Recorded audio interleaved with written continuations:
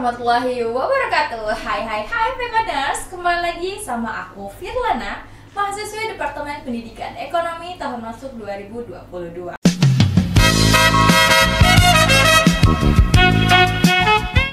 Nah, kali ini aku kembali lagi menemani Pekoners dalam segmen Polemik Podcast Lens of Economic.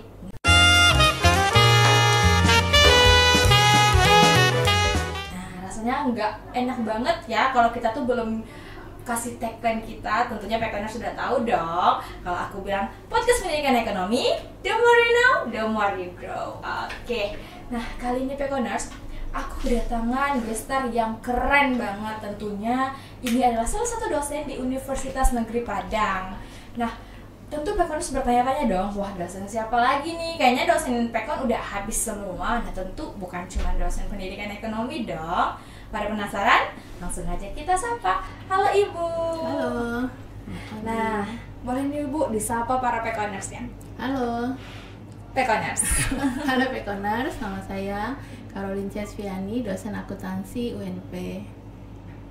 Nah, itu tuh Pekoners. Nah, jadi Ibu ini tuh adalah salah satu dosen di Departemen Akuntansi yang akan lebih akrab bila kita panggil Ibu Fani ya, Bu? Bu Yani. Bu Yani, oke, Bu Yani. Nah, jadi nama Ibu adalah Caroline Cesviani MAK, tapi diakrab dipanggil Ibu Yani.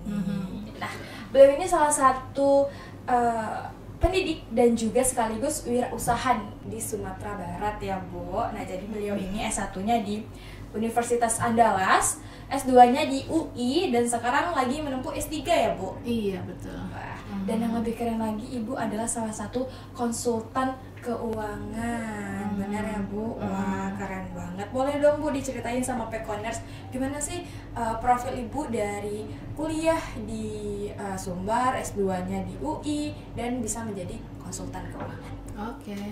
Jadi saya kuliah S1 di Universitas Andalas, jurusan akuntansi tahun 98. Jadi 98 itu waktu ini ya, rusuh-rusuh itu ya. Jadi nggak boleh kuliah di luar sama orang tua. Tapi kebetulan diterima di UNAN, jadi kuliah di sana. Lalu setelah selesai kuliah kan seperti biasa lah ya, idealis ya, maunya kerja di Jakarta gitu kan. Nah, pengen kerja di Jakarta, tapi orang tua bilang kalau mau ke Jakarta harus sambil S2 katanya. Tapi karena pengen juga ya oke gitu ya. Jadi S2-nya sekalian kerja waktu itu, tapi kerjanya hanya setahun. Karena apa ya, mungkin juga nggak kuat juga kan kuliah sambil kerja, karena kuliahnya malam jadinya. Ya, apalagi S2 ya, Bu? Iya, S2 ya, kuliahnya presentasi terus tiap minggu begitu kan. Jadi kerjanya hanya setahun. Lalu memutuskan fokus aja S2-nya dulu. Lalu S2 selesai, kemudian mikir mau kerja di Jakarta apa di Padang. Kemudian kayaknya saya memutuskan ke Padang karena di Jakarta saya nggak betah ya, macet dan segala macamnya. Jadi memutuskan balik ke Padang, lalu kerja di kantor akuntan publik di Padang ya, Pak Sayuti Ghazali namanya. Lalu setelah itu baru berasa bahwa ternyata saya nggak suka nih ngitung-ngitung akuntansi. Nggak suka, baru ternyata nggak suka ya, Bu? Iya, ternyata ya. Jadi ternyata juga yang memotivasi saya dulu nggak betah kerja 1 tahun di Jakarta itu karena dulu di akuntansi juga. Memang saya nggak suka angka-angka mungkin ya. Jadi nggak suka di belakang meja 9 to 5 begitu. Lalu coba di CAP, siapa tahu karena di CAP kan nggak 9 to 5 ya. Tapi ternyata 9 to 9 begitu. Karena kerjanya ternyata lebih berat ya, apalagi kalau sudah ngaudit kan. Kadang sampai pulang sampai malam banget gitu ya. Lalu menyadari saya kayaknya nggak passion saya di sini gitu, di kerja clerical gitu ya. Nah, lalu ternyata pas ada lowongan untuk jadi dosen, coba begitu kan, melamar jadi dosen, ternyata diterima di sini. Ya begitulah. Lalu saya merasa memang di sini passion saya lebih suka ngajar ternyata. Tapi tetap ngajar akuntansi ya, Bu? Ngajarnya akuntansi juga ya, tapi kan saya nggak kerjain ya. Jadi tinggal suruh mahasiswa kerjain ya, Bu? Iya. Wah, begitu Nah, ternyata. begitu. Wah, karena kan Ibu ini adalah selain mengajar ya, Bu, Ibu kan juga seorang bisnis. Nah, gimana nih, bisnis apa yang sedang Ibu geluti pada saat ini? Bisnis ini sebenarnya apa ya? sudah mendarah daging aja mungkin ya. Sudah suka aja usaha. Jadi bisnis yang sekarang saya jalani ini pun sebenarnya tidak 100% fokus lah ya, karena saya juga kegiatan utamanya tentu jadi dosen ya. Tapi apa yang produk yang saya pakai gitu kan, saya rasakan manfaatnya, terus saya share, ternyata teman-teman juga masuk begitu kan, ya udah yang itu aja yang saya jalani. Jadi produknya bukan yang spesial apa begitu ya, tapi memang yang saya pakai sehari-hari, jadi saya bisa cerita. Kan itu sebenarnya tipsnya juga, tapi nantilah ya mungkin tipsnya. Jadi nggak perlu endorse ya Bu, udah bisa dirasakan itu, sendiri ya kan. Itu bisnisnya itu macam-macam lah ya, ada yang kosmetik, sebenarnya banyak yang ke kesehatan sih ya. Lalu mungkin yang konsultan pajaknya mungkin itu kan juga usaha ya, bukan usaha ya, apa sih, salah satu bisnis juga sebenarnya ya, jadi konsultan pajak. Benar. Wah, nah Fir mau tanya Ibu, kontribusi profesi Ibu sebagai seorang dosen dengan kesampingan Ibu itu seorang bisnis, nah itu apa tuh Bu? Saya sebenarnya bukan dosen KWU ya, jadi secara teori pun KWU saya nggak tahu ya. Jadi karena bisnisnya passion aja, jadi jalan begitu aja ya. Nah kalau sebagai dosen apa keuntungannya ya, saya punya jejaring yang lebih banyak kan begitu, teman-teman dosen begitu kan, teman-teman di luar juga, bukan hanya di ekonomi aja ya, di luar juga. Tapi yang berasanya itu sebenarnya karena saya ngajarnya pajak, lalu saya jadi konsultan pajak begitu kan.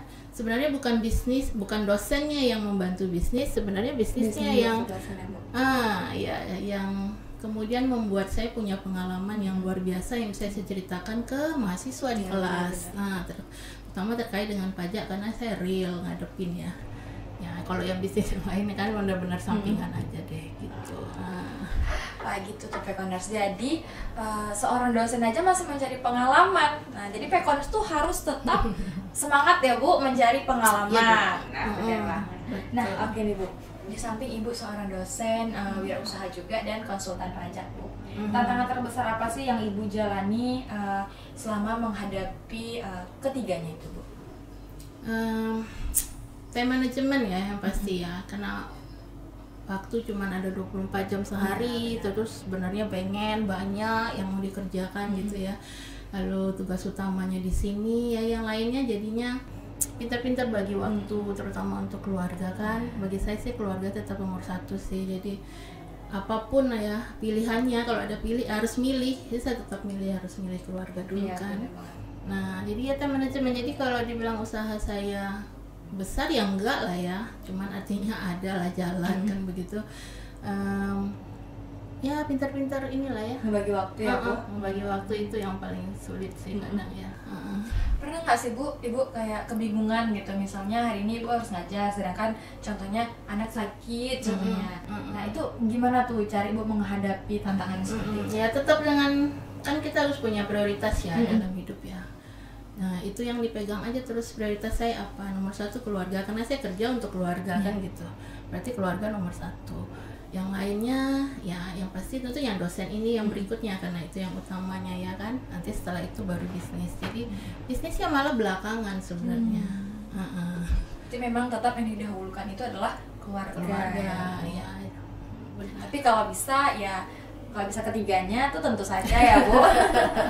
Kata orang sih bisa ya, kalau saya sih pengalaman memang ya harus fair aja ya, memang nggak bisa. Ada satu saat harus milih gitu kan, dan milihnya yang mana. Ada satu saat lagi mungkin memilihnya tidak keluarga, mungkin di saat keluarga mungkin masih bisa ditinggal. Nah, kan begitu. Di satu sisi nanti ada waktu lagi, mungkin baru bisnis. Nah, gitu. Nah Bu, di samping itu ada nggak sih Bu nilai yang Ibu pegang teguh nih Bu untuk menjalani peran Ibu sebagai ibu rumah tangga, dosen dan juga pebisnis? Value ini kayak apa ya maksudnya ya? Kayak nilai yang Ibu pegang gitu, apa gitu, prinsip Ibu dalam menghadapi ketiganya? Prinsip saya yang utama itu kan hidup ini karena sementara ya.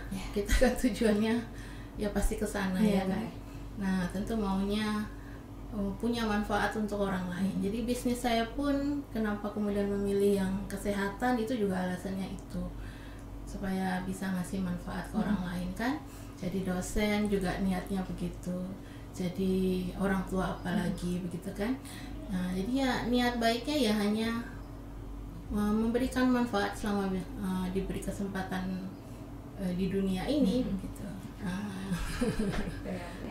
Oke Bu, boleh nih Bu terakhir tips untuk Pekoners yang sedang berusaha bergabung di dunia akademis dan juga bisnis, apa nih?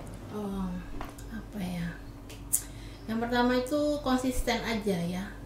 Ini kan pengalaman saya aja ya. Mungkin saya cerita balik dari kenapa saya bisnis itu. Pengalaman mengajarkan bahwa ternyata passive income itu penting untuk disiapkan ya, disiapkan mumpung masih kuat, masih muda begitu kan. Nanti one day kalau ini active income ini udah nggak ada, active income itu kan ya kayak sekarang ya, saya kerja dapat duit, kerja dapat duit, nggak kerja nggak dapat duit kan gitu. Nah itu kan active income, tapi kan itu ada batasan ya. Kalau saya udah pensiun ya udah saya selesai kan begitu. Nah nanti maunya pas pensiun kan pengennya tentu maunya tetap ada duit kan begitu ya. Tentu nggak mungkin juga sudah pensiun lalu ya, nggak ada duit terus gimana kan. Nah, maka passive income jadi penting. Passive income itu kita nggak kerja tapi aset yang kerja buat kita kan gitu. Nah saya mulainya memang mindsetnya begitu ya, mindsetnya. Jadi siapkan passive income sebelum selama kita masih bisa kuat untuk membentuknya nih. Sekarang nih masih punya waktu, punya tenaga, pikiran juga masih kuat begitu kan. Nanti setelah pensiun, setelah selesai, setelah aktif income udah nggak ada lagi, nah kita tinggal menikmati yang pasif. Nah gitu kan.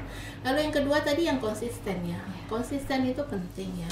Walaupun mungkin nggak jor-joran kayak orang, misalnya saya bisnis ini kayak sampingan, tentu beda dengan yang menganggap bisnisnya adalah penghasilan utamanya ya kan. Tapi saya konsisten sehingga kemudian terbentuk brand awareness bahwa oh kalau mau order ini ke Bu Yani nih, gitu. Dan itu kan nggak setahun 2 tahun ya, membentuk brand awareness itu. Ya intinya konsisten. Jadi kalau selama kemudian orang kalau cari produk ini ke Bu Yani, karena memang saya konsisten dari dulu. Saya jualnya produk itu gitu kan, dan saya share-nya manfaatnya dan segalanya kan kemudian. Nah maka orang kemudian jadinya sudah aware gitu. Jadi kalau misalnya ingat produk ini, ini ada nih dijual sama Bu Yani kayak gitu. Lalu yang terakhir yang konsultan pajak ya. Konsultan pajak itu buat saya, karena saya di pajak, saya punya ilmunya. Sayang kalau saya simpan sendiri kan gitu. Ya kan, apalagi kemudian ternyata menghasilkan ya. Jadi konsultan pajak.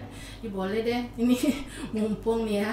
Kalau yang mau terjun memilih apa ya, sekarang pajak ini jadi salah satu topik yang hangat ya.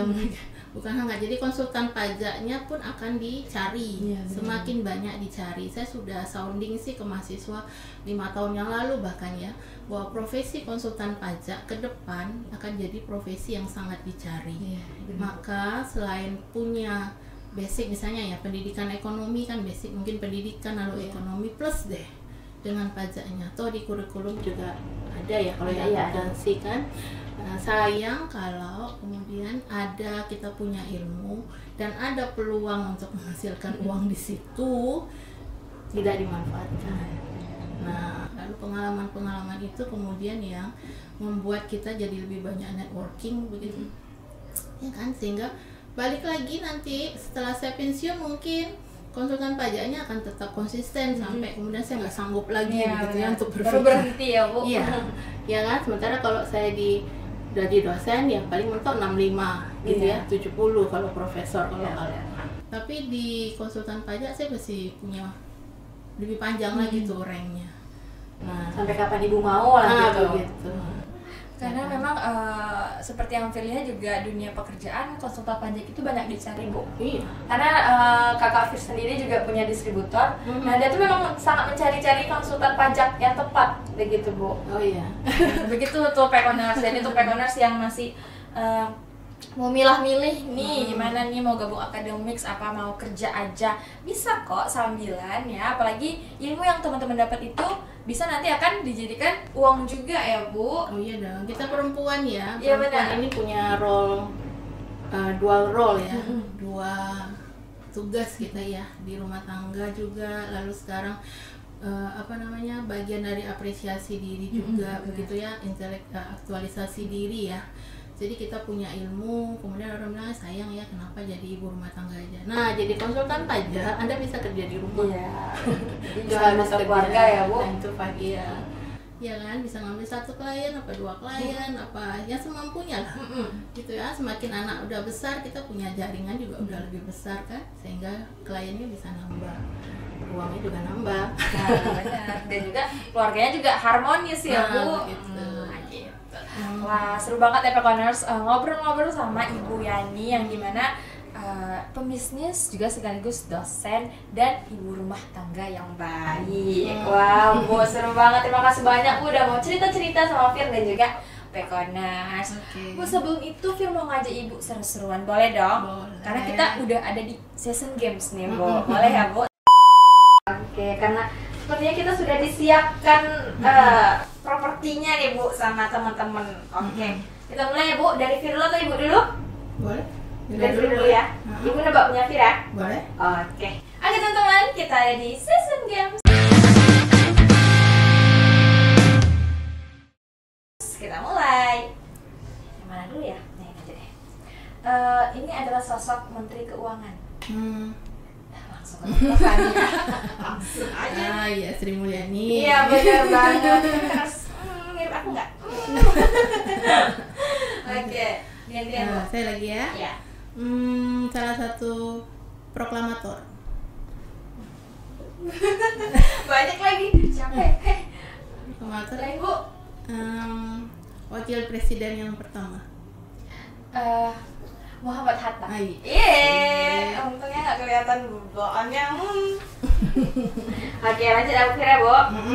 Dia adalah seorang penyanyi legendaris. Penyanyi legendaris.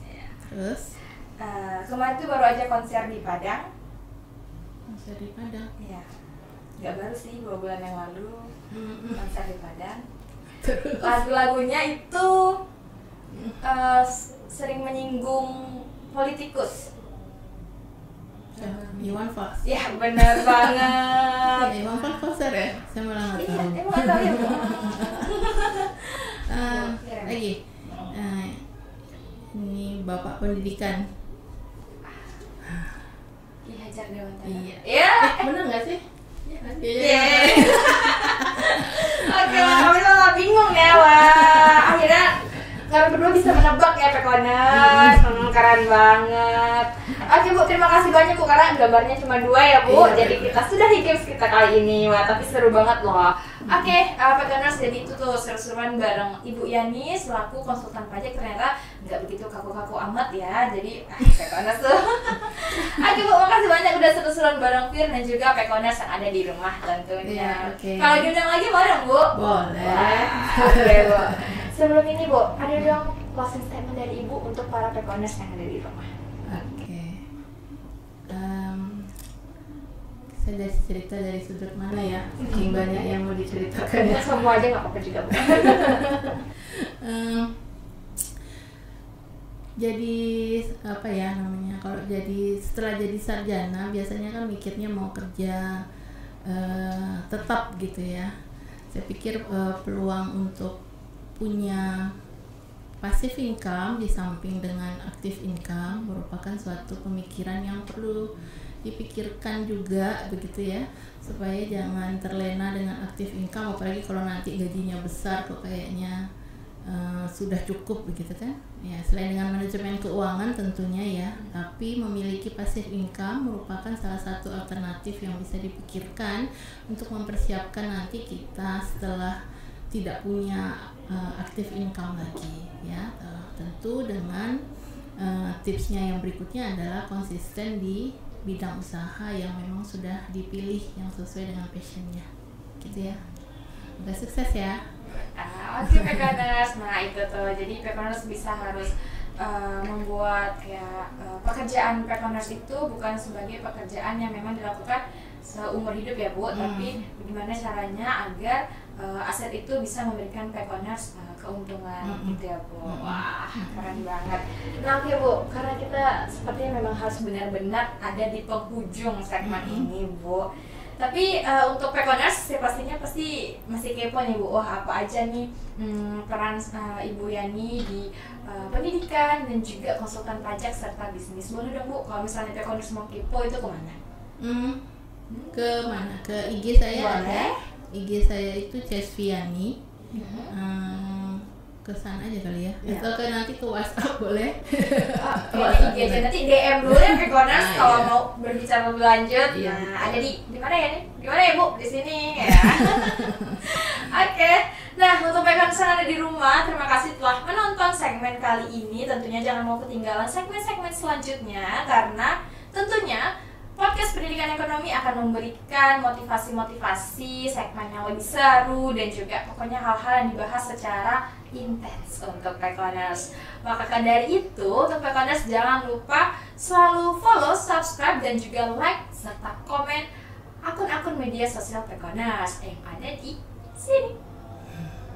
Oke Bu, nah Bu sebelum kita menutup perjumpaan kita kali ini, boleh dong Bu kita tagline bareng-bareng boleh ya Bu? Boleh. Nah, jadi nanti kalau misalnya Pekoners bilang podcast pendidikan ekonomi, kita bilang the more you know, the more you grow. Oke. Kita hilangkan. Oke Pekoners, selalu saksikan podcast pendidikan ekonomi. The more you know, the more you grow. Aku Firlana pamit dan Ibu Yani pamit juga. Assalamualaikum warahmatullahi wabarakatuh. Bye bye.